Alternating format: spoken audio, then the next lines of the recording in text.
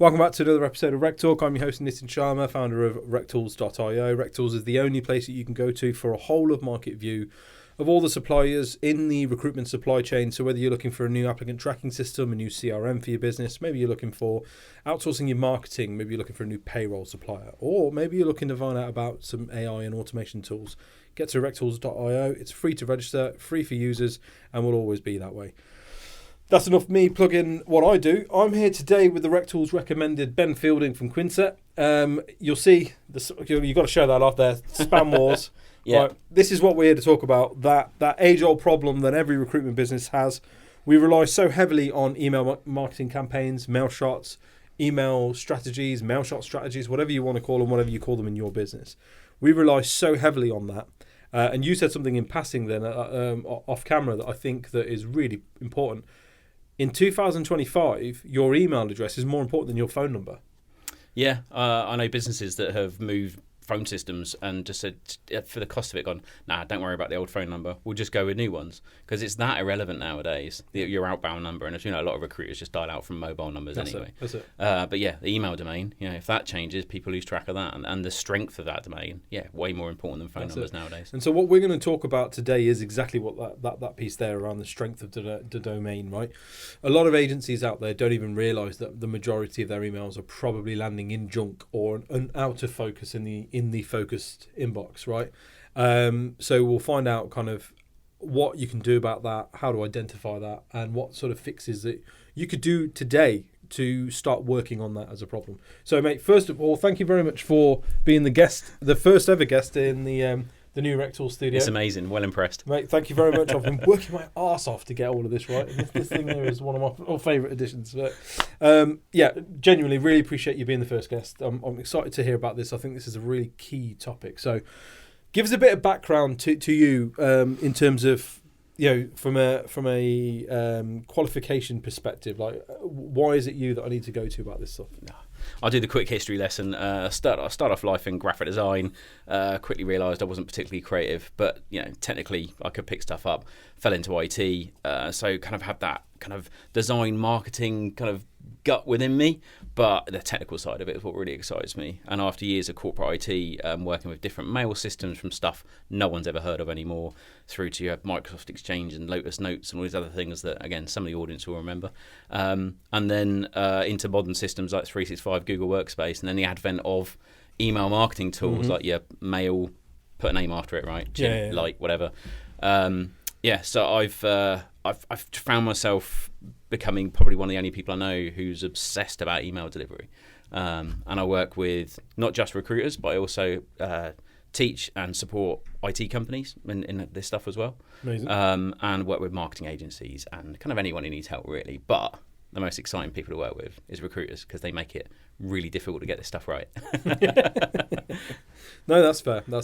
And how long have you been in this recruitment sort of world then, in terms of dealing with recruiters? 6 or 7 years. Yes, okay. I had an opportunity to work with a recruitment agency up in London. They made an introduction to another group, and then I got introduced to more recruitment companies, and then I just fell in love with the industry. Mate, we're like that. Once we find someone we like, everyone needs to know about them. So that's fair. Well, they say in sales that the never talk about price, but you can't sell to salespeople without talking about price, and that's what I love about recruiters. I cost this, still interested. Yep. Right, let's carry on talking. Yeah. Straight talking stuff. That's it. That's the way to do it, really, I think. Okay, so how do you know if your domain is what's the word? Is it blacklisted? Is it a bad domain? What's the terminology here? There's several different terms to me that mean several different things. But generally, I get 3 types of people that come to me. 3 types of recruitment agencies. Number 1 is I know I'm going to junk. Right. I've got candidates, clients telling me I'm junk. Didn't hear about the job, didn't get the CV, didn't get the meeting invite. What's going on? Right, and there's been a problem. That's business critical stuff as well. Yeah. So this isn't just my mailers aren't hitting or my spec CVs aren't hitting. This is everything. Yeah, I'm sending candidates out on shortlists and they're not getting there. Yeah. And I'm inviting for interviews and stuff and they're not getting there. Exactly. And this has been because there's been a problem for a while, and the reputation of that domain has just been nosediving. And that hole is being dug into the ground is getting, every time an emails are getting sent, it's getting worse and worse and worse. Right. So that's the first type of people that come to me. Definite issue. we've got to dig ourselves out of this hole. We've got to fill the hole in and build a little mountain on top of it. I love that. It's really challenging, right? It brings some complexities and it takes time to resolve, but I really enjoy that. The second group of people are the ones who are starting to see signs of it.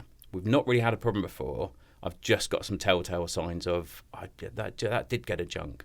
There's only a few of them. It's not all of them, but we've got some issues. Right. Okay. And you're generally like, you dug 2 foot down by that point. There's problems, they need resolving, and then the ones which are as exciting as the major problems are the people that say, I don't think I've had a problem before. Everything seems okay, but we're about to change the way we behave. We're going to bring a new platform on board. We're going to do loads more email marketing. We're going to ramp up our numbers, or we're rebranding or launching a new business. So we're kind of starting from an unknown or a good known place rather than we've got an issue. I'm with you. Yeah. Okay. Right. So let's start with the very first one then. The shit's hit the fan. We know things aren't good with our domain. What's the things that you would go in and do first? What are the hacks, if you will, of what somebody could do to start fixing that? Yeah, well, the kind of headline phases I go through, there's kind of four kind of building blocks for the foundation I go through to absolutely solid, total email delivery domination. The first is going to be the tech stuff, right? So I've got a bunch of tools and services that I use and lookups where I go and look at the history of a domain, see what's been changed. I look at the state of all the DNS settings, and everyone's heard of your SPFs and DKIMs and DMARCs by now. Everyone's been talking about it since Google started waving that flag about 18 months ago. So I get that tech stuff right, looking at all the systems. I've got monitoring tools that can prove to me what you're using to send emails rather than what you tell me you're using to send emails, because there's normally something lurking in there that you forgot about, sending out timesheets or that little side email marketing that someone forgot to mention to the rest of the business that they were doing.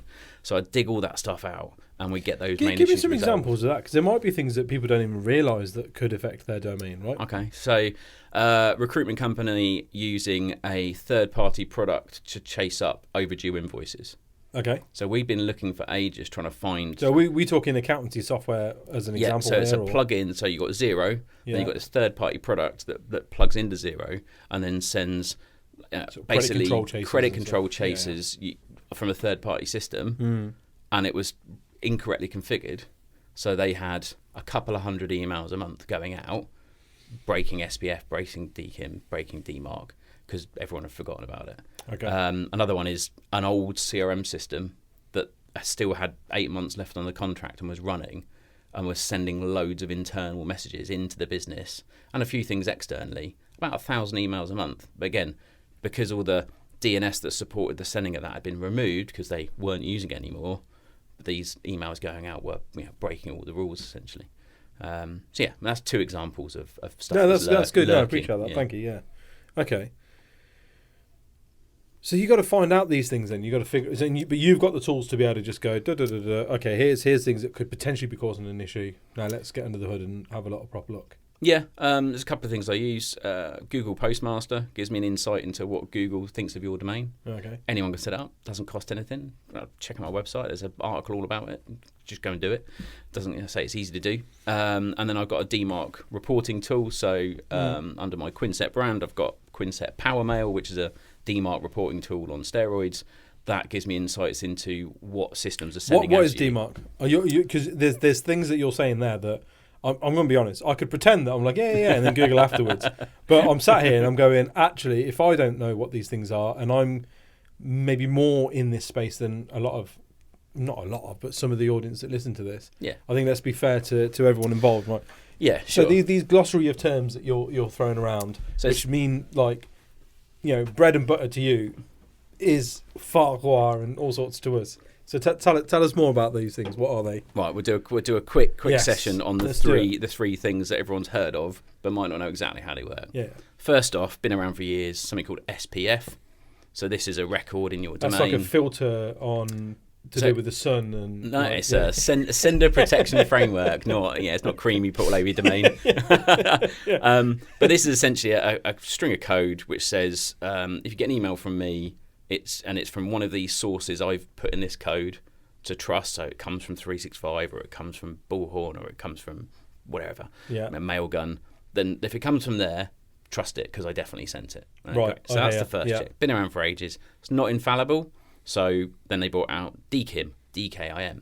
And this is essentially like a 3-way handshake with a bit of encryption in it, which is I send an email with a DKIM code in the header, goes to the other end, and it says, hey, I see you've got DKIM enabled on this email. I'm just going to look up on your domain and double check that all matches up. Cool, you definitely sent that email. So there's 2 checks that are being done. Now, in a normal world before DMARC came out, those checks would just happen, and that would be it.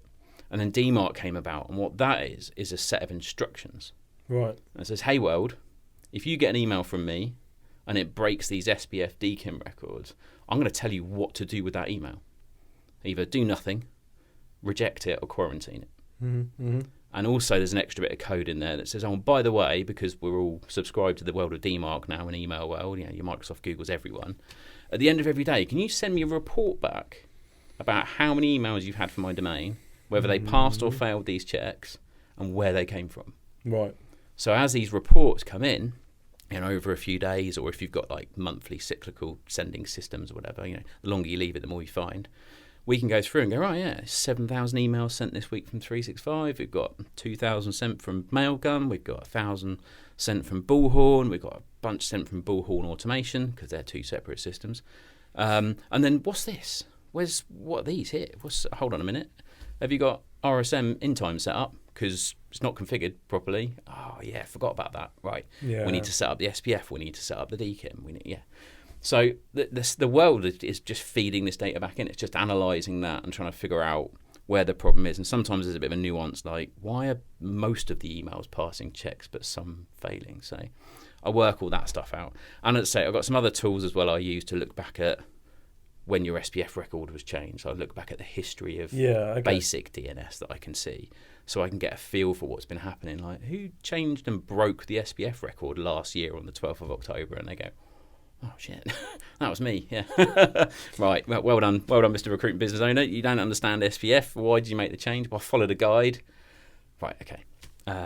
So that's the tools I use, analysis stuff, and that's just the basics. That's the core tech stuff, and I get that stuff right.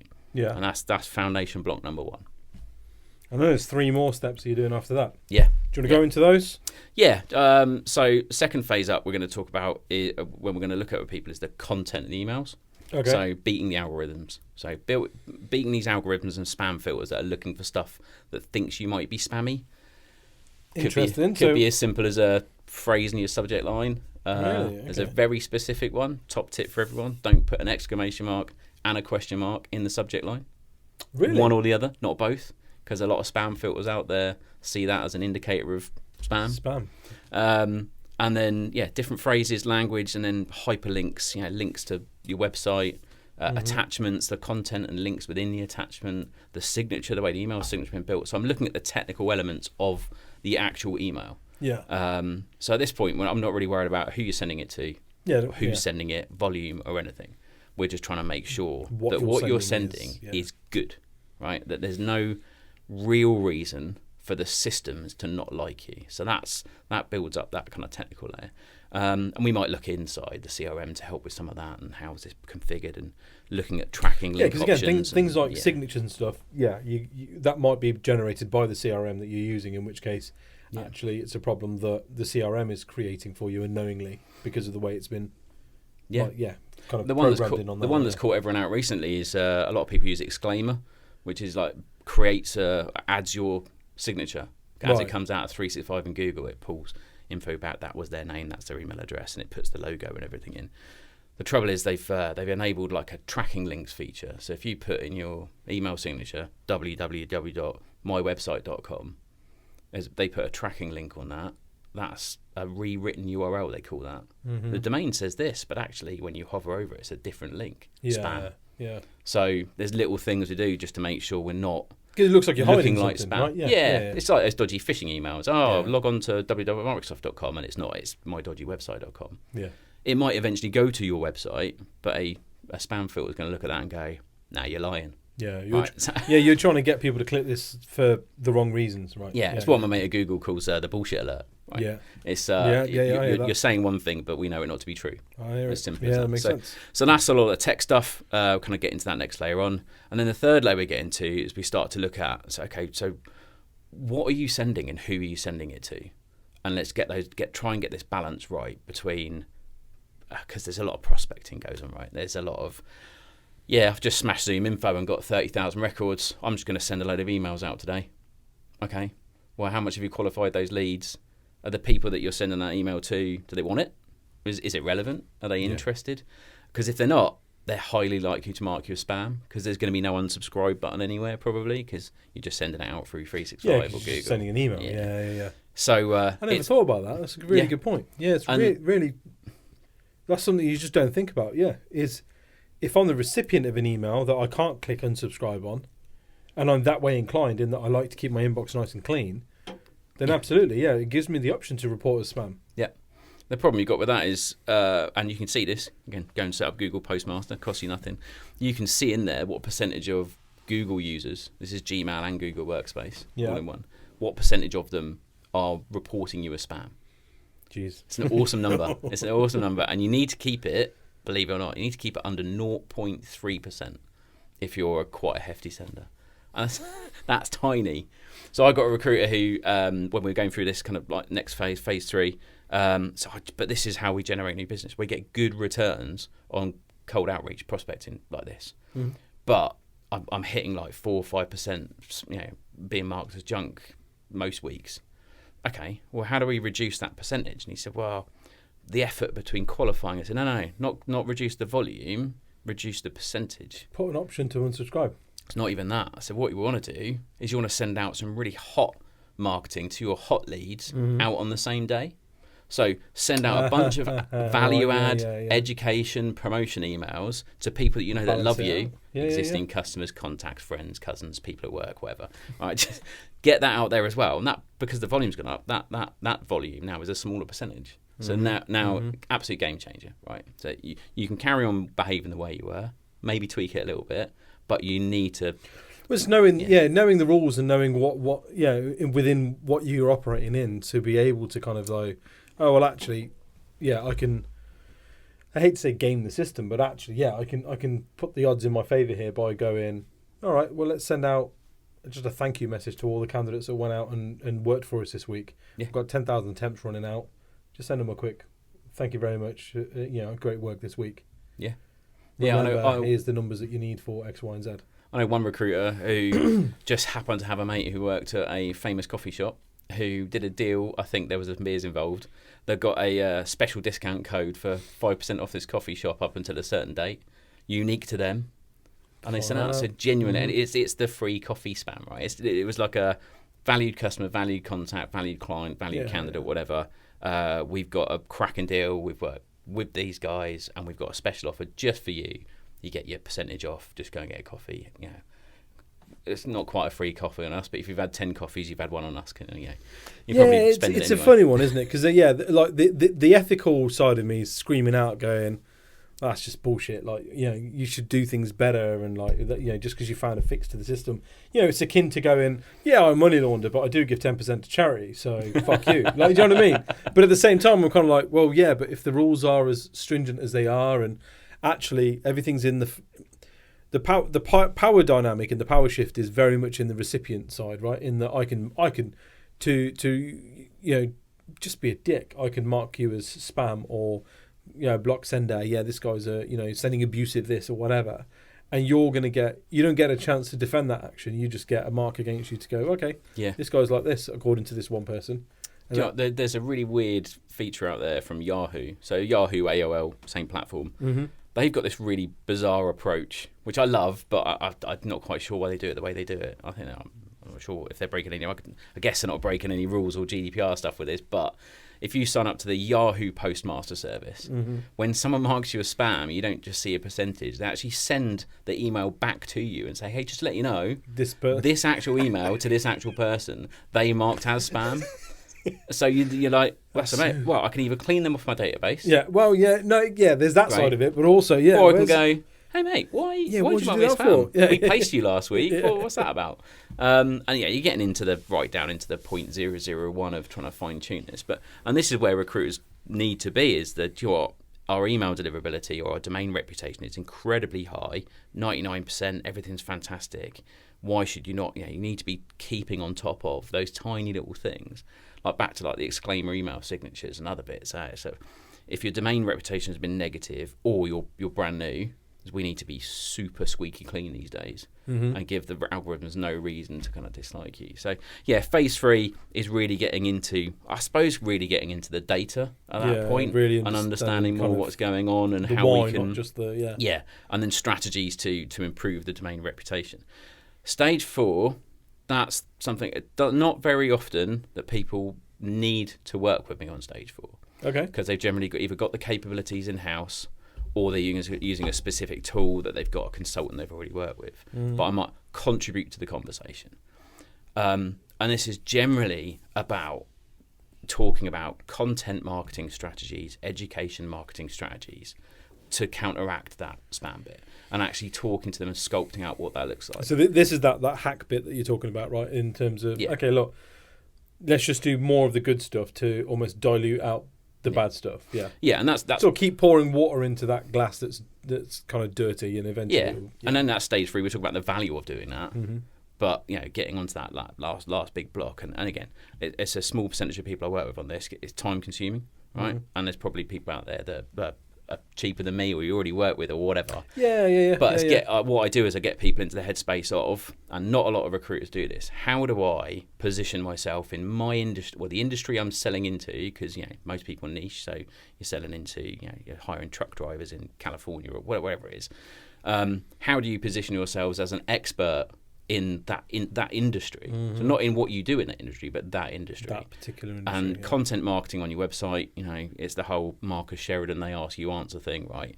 Demonstrate an expertise about everything around what you do and the industry you're serving, and get that out on your website, and then leveraging that kind of stuff to give, right? Because every recruit, I'd say up until about 5 years ago, almost every recruit email is they weed all over it, which means we're this. They weed all over the marketing. We're great, we're brilliant. Or they're asking for something. They're saying, I've got a candidate, they're excellent. Got a client, they're looking for, I want you. Can you? How often are they giving? You? How often are they giving information? Not asking for anything at all, just giving valuable content. Well, that's a different conversation, though, isn't it? Because actually, that's a mind shift change in terms of how you run your agency. This is that kind of transactional recruitment agencies will be replaced by AI. Because an AI can do that far more efficiently within the guidelines of what you speak about. It's definitely a risk, and far more effectively than what your agency is doing. But the value-based agencies, AI can't do that. AI is not going to go, hey, I've just spoken to 100 candidates this week, and this is what they've told me about the current market conditions, what they're interested in, what they're not interested in. I've spoken to 50 of your competitors this week, and what they're finding is this, and this is the market conditions. AI can't do that yet. So that's the bit you should really be focusing on. And getting beyond that, and physically getting in front of your customers as well. Again, one of my customers... getting down to events, go out and see them. Sponsor events, run events, stand shoulder to shoulder with other people selling into that industry. Right, ride their coattails or they ride yours, whatever it is. But people, when they think, HR specialist, they think you're a recruitment agency. So that gives, and again, it's a big gear shift in the marketing of recruiters, because I think some recruiters think that cold outreach is marketing. Because historically it's worked and has maybe dipped off, but technically still working, and so they don't see the reason to change it. Yeah, but a lot has changed in the last 3 years. So Google, Microsoft, changing the way that they protect themselves against spam. A whole big market shift of let's protect ourselves against spam. Updates from the GDPR into the new world that we're in now. There's been a whole big shift. It's harder to get those inboxes in the spam. In the same way that you used to put leaflets through people's doors, and I'm pretty sure 10, 15 years ago you might have had a little flick through the leaflets. And most people's doors now have got a fuck off, don't put leaflets through my door, right? You can't do that with your inbox other than make it difficult for them to get through the letterbox, right? By putting up the thing like, if you don't pass all these checks, and if you're triggering these anti-spam things here, then I'm not going to let you in. But you still, email is incredibly powerful, right? It's like LinkedIn newsletters are great, because you get that newsletter, so people that are subscribed, into their inbox. They're not going to find you on LinkedIn. So email, for lots of different reasons, is still a great way to contact people. Just need to think about like getting the tech stuff right, making sure you're not triggering the spam filters, making sure you're sending stuff to people that want it, that is relevant to them, and then that big icing on the cake bit is you've given them something. You're not asking for anything. No. Hey, check this out. It's free. Yeah, Go there's to my no website. reason for them not to open the email and interact with it. Yeah. Okay, so 2 questions here then. So first of all, how long does it take to rectify an issue? So, I'm talking the guys that are maybe, as you said, 2 feet in, there's starting to be a problem here. Yeah. Not the ones that are like, mate, every fucking email I send goes to spam. The ones that are kind of like, hang on, some people are now starting to say, oh, your invite didn't come through or whatever. There might be an issue. Yeah. How long does it take to rectify that?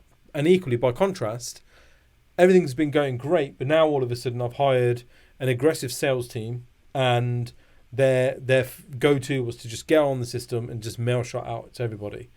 How long is it before my domain goes from respectable to don't touch this guy? It's tough because there's going to be a volume thing there as well. So there's recruiters out there that have probably discovered you can't just out of nowhere bulk send out through your 365. So if you're using like Zoom Info, Apollo, or even something like a CRM like Loxo without the mailgun add-in, which is quite new, and all of a sudden 365 goes, whoa, I think your mailbox has been hacked. I'm going to block you from sending out emails because all of a sudden you've done this. That's not affecting your reputation externally, but it's an indication of that's weird behaviour. Now, if your own email system think that's weird behaviour, what's everyone else going to think when they see this domain? We normally see a few hundred emails a day. Yeah. And then all of a sudden we see 10,000. We've never seen it before. Yeah.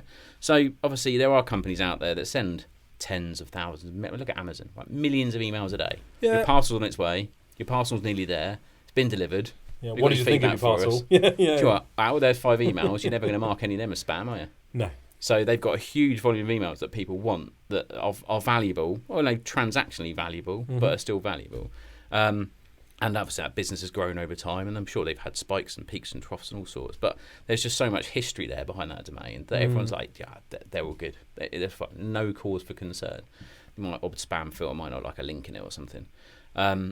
So with your own domain, when you're kind of in that, I think I've got indications of problems, how long does it take to fix it? It does depend on the issue. But I generally say to people, right, we spend about an hour and a half up front doing the analysis, looking into the DNS, looking at my reports, seeing what's going on and going, right, I've found some issues. We need to solve these issues, and then we need to give it some space for 2 or 3 days, and then just make sure from the data perspective that we're seeing some improvements. In the meantime, put me on all your lists and get everything coming to me so I can look at what's coming through and start to break down some of the content bits. But yeah, a lot of clients in that kind of, we haven't really got a major issue territory. One recently down in Bristol, we did about half a day's work over a few days, right? An hour here, hour there, hour there. We've solved most of the problems. They've got a strategy to resolve some weird content, not filter friendly things that they've done, and a big chunk in there was education, and that's a key thing for me. Is I'm not just one of these guys that comes in and goes, well, I've waved my magic wand and it's all great again. Yeah, you're not selling the silver bullet. As bad as that sounds, you kind of don't want to see these guys again. Yeah, if I do want to see that, I'll be honest with you. For as much as I love fixing these problems for people, going back and fixing the same problems over and over again because they keep making the same mistakes is pretty tiring. But I want to be there for I can get you 75% there from a knowledge perspective, and then you just need to call me in when you get some real sticky stuff going on. And that's, I've had a client I worked with end of 2023. They banked some time with me. We had an hour left in the bank, and it was at 13 months. And they reached out and said, I just want to do a bit of a health check. Can we just have a bit of a look through? And we want to bring a new system on board. Can I just make sure? And we went through it all. And so what do you think? I said, well, I think this is what we should do. And I was like, yeah, that's right. So it felt like a techie coaching session. Then you've done it right. Yeah, that's it. Definitely. That's it. And if they don't ever need me again, but they wave that flag and go, Ben was amazing. Got away with him. Here's the thing, though, right? From purely a commercial business development perspective, though, what you've now created is an advocate of your brand and your business, right? And that person will go out and go to a networking event or to some sort of community event or whatever with fellow business owners, and that Finnish business owner may mention, oh, do you know what, we've got a problem with emails, blah, blah, really do my head in. We have that problem. Oh, yeah. And they'll use the information that you've given them and the training that you've given them to kind of put themselves in that sort of thought leadership and expertise position, right? Yeah. But when it comes to it and they go, oh, man, you really know your stuff. Yeah. Do you know what? This is the guy you want to speak to. You'll get like advocation from these people. But not just maybe it's worth having a chat with this guy. I don't know. It's I can qualify this and say to you, Ben, they need you. And actually the other way around, you need this guy, man. Like, I can help you a little bit here and there with the stuff that you taught me, but actually, that's your guy. And the more of those you've got out there, you don't need a 10-person sales team based out in South Africa bashing the phones, telling everyone how great you are at fixing emails. Well, do you know what? I've weirdly, and I've kind of got that because I don't just help recruiters directly, like people coming to me. I've also there's a load of people out there that are already doing work with recruiters that, you know, I've tried to connect with as many of those that I can. Say, look, if you ever see this come up, like, I can come and help you. I either do it behind the scenes. I can help make sure that's not an issue. And sometimes it's a longer buy-in from some people than others. And it's only when they've kind of 2 or 3 times they've had the finger pointed at them, say, "Is it you that screwed up our domain because you were doing work on the domain?" And they're like, "Now, do you know what? I might get Ben in, a bit of an upfront assessment, make sure everything's right, and just refer back every now and again to make sure I'm not I'm not digging a hole for my customer's domain." Right? But yeah, I've worked with some amazing people in the industry. A lot of people that we both know. Which I think we went through a list of like, you should speak to them. And it's like, already speak to them. Already speak to them. Yeah. Spoken to her, spoken to him. And they're amazing as well because they're already in speaking with the customer saying, I'm going to fix this problem. You should probably. It's quite frustrating for everyone involved. And I've had one recently of, if you're going to go and do this, you should get Ben in to sort this out first. Yeah. And they said, no, it's all going to be fine. We're going to use our IT company, other stuff. And then they went ahead and they launched this thing that they did. It's all gone to shit. And now I need to go in and fix it. And I'm like, well, I'm now back into the rather than stood there with let's build a mountain. I'm now like, well, let's fill in the hole first. And it's going to take twice as long, right? And I don't like taking people's money for that stuff. Although I did warn you. I did say. But. You know, sometimes some people can't be helped. Recruiters are synonymous for it. We're very, very good at knowing what we don't want that. I don't need that. And eating humble pie afterwards. Like, do you know what I mean? Like, it's just what we are. I had some great maths put to me the other day. Early December. So 2 recruiters, similar conversation. One was they spend, I'm going to make up a number because it's more than this, but 500 quid a head on tech per recruiter in their business. And they got 80 people on the front line, right? Making placements, BDM, all that stuff. £500 each. I've done 2 days' work with them, which, is not equal to that monthly amount they're definitely not equal to that monthly amount they're paying. But I've been able to improve their results by 15% just by fixing their email delivery issues. They said, out of that many recruiters, I'm getting 15% better results out of everyone for what I paid you. Wow. Why would and even for a single recruiter, if I can get those 50%, 90%, 100%, 10% of emails that were going to junk in the inbox, and it means you make one more placement that month. Pays for itself. Yeah. Done. That's it. And this is the thing though as well, right? There's a lot of I've noticed this. I used to openly admit as a recruitment business owner, for the first sort of 4 years, we built our business on spec.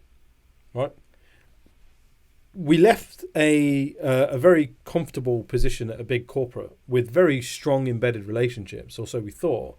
Set up on our own and couldn't get onto the majority of these PSLs because they were big corporate businesses and they had all sorts of different processes that we just couldn't kind of fall in line with. And so we had to start a business from scratch with 0 clients, 0 candidates, and so on and so forth. And spec market was the way we did it. And we built an entire business for the first 4 years off the back of just pure find a vacancy, find a candidate, spec into it, find a business that hires these type of people, spec into it, and keep doing that. But we were one of the very few agencies that would openly admit that, because everyone likes to bullshit their way through and go, we have embedded relations. They would give us everything exclusive. If we wanted to, we could RPO them tomorrow, like that kind of thing. And I speak to some of these guys, right? And I'm like, That's just not true. It's just not true. We know most recruitment is done via speculative work, right? Most relationships are started via specking a CV out. And so it's all the more important to get this sort of stuff right because, as you said, a minor fix here and a little tweak there and sort that out and sort that out. Well, those 5,000 emails that you're sending out in a month, well, half of those aren't landing where you want them to. But what if they could? And what if they did? How much faster would your business growth be? Yeah. How much quicker would you get to those embedded relationships and those exclusive jobs and those jobs on retainers and so on and so forth if you could start those relationships quicker? And it comes down to, like you said, I love that. Your email and your domain is far more important than your mobile number these days. Always say your mobile, your business contact number. Yeah. Because that's how people are looking at get in touch, and that's how people just like sort of. I judge businesses based on whether they end up in my spam or not. Every now and then I'll look in my junk mail because I'm just like, there'll be some stupid moron who's messaged me. I look in it every day because I get loads of work out of it. And I'll go through and I'll be like, oh, for God's sake. Yeah, okay, no, that's not spam. That's not spam. But I judge those businesses. I'm like, you should know better than that. How do you end up in my spam? Yeah. Like, the focused and unfocused inbox, fine. Like that, I don't understand how that works, but there's obviously some logic to it and like sense to it. But yeah, I judge it, and I'm not a specialist in these things. I don't think about these things, So yeah, I think a lot of people need to think about email deliverability and the domain reputation a bit like they do SEO on their website. Again, it's a bit of a dark art then, but if anyone knows even a little bit about SEO, it's going to be the quality of the website, how quickly it loads, having the right words in the right places, tags on the right images, and having loads of backlinks, right? This domain authority and being kind of out there and everywhere, right? And having your business profile on Google. But most people Bing hear SEO and all they think is just keywords. Yeah, so there's layers to it, and everyone's got their own kind of view on what's worked for them. But that's just as important in an email domain reputation world. That not exactly the same things, but there needs to be a reputation where people are trusting you. And every time you send an email that breaks those rules, that reputation, that domain authority is just getting chipped away and chipped away and chipped away. You mentioned on your website you've got like a few articles that we can point people to. Is there anything on that sort of stuff? So sort of like what content is a good content to include in your email marketing campaigns? I don't think I've touched on too much of it. Still building out at the moment, but quinset.co.uk. Click on Learning Hub. There's a bunch of stuff in there. Get into some of the techie stuff. Yeah. What is this? What is this? A few of the tools I use as well. Just been really if you want to go and have a play around yourself, here's some great tools for you to use. I'm rewriting a book I've written, which is basically a bit of everything about email marketing, which I think probably goes too deep for general recruitment businesses who are wanting to do like outreach and everything. A lot of this is email marketing that's getting into the much broader reach and much further reach. So those who are like up to that level 4 and building would be really useful. But I think, to be honest, I think it's going to be around another 9 to 12 months before that's ready to come out. But I've got excerpts from that I'm going to start to bring into articles on the website. So it's coming. There's a lot of information out there. There's a lot of misleading information out there around how to get emails in people's inboxes. There's a lot of common stuff around the tech stuff. Some people say never put an email signature, do text only. I was like, yeah, but you might as well. It's like typing up on a typewriter a flyer and putting it through someone's door, right? I love the age of information that we're in, right? But and I'm a big advocate for things like freedom of speech, but my God, we live in a world now where like anybody can be a fucking specialist, right? And will openly go out on a forum or a platform and just spout misinformation, and people buy it because they're like, "Oh, this person must know what they're talking about." There's some new products. They're brave enough to put it out there. Yeah, there's some new products come out in the last year or so, which is guaranteed inbox delivery. Send to whoever you like will guarantee inbox delivery or your money back. Mm-hmm. I don't know how much money do they get back? Probably quite a bit. But you don't really have any control over the domains. They basically got a bunch of domains they own that they use those. They're already warmed up. They're already doing the right thing, and they use those until it gets screwed over, and then they just ditch it and they say, "Well, you're going to use this domain now." A bunch of really weird stuff like that going on. One of the questions I get asked a lot is, should I buy like burner domains? They used to be called, right? Bunch of extra domains to do email marketing from, or should I trust my main domain? And so if you've got the right the reputation right in your domain, you would get it right, you should be able to use your primary domain for everything. Yeah. Because even using a subdomain, email dot whatever, it's still your main reputation. It still affects the reputation of your main domain. I say, but it's up to you. If you want to do real cast out, speculative, like, I'm just going to spam it, fine. Go and buy another domain, use that. Try and drive people to some kind of call to action on your website where they have to download something, and then that email address goes into your main database, right? Because then you cleaned it, and you're like, legitimate interest, and they've double opt-in or whatever. That's the way to use it, but you are gonna kill them. Yeah. The worst one I've seen a recruiter kill a domain, 3 months warming it up, they killed it in 12 weeks. So how many emails have you sent? I don't know, 4 million? 4 million cold individual contact cold outreach, and in 12 weeks they'd killed us. So I'm not surprised. No.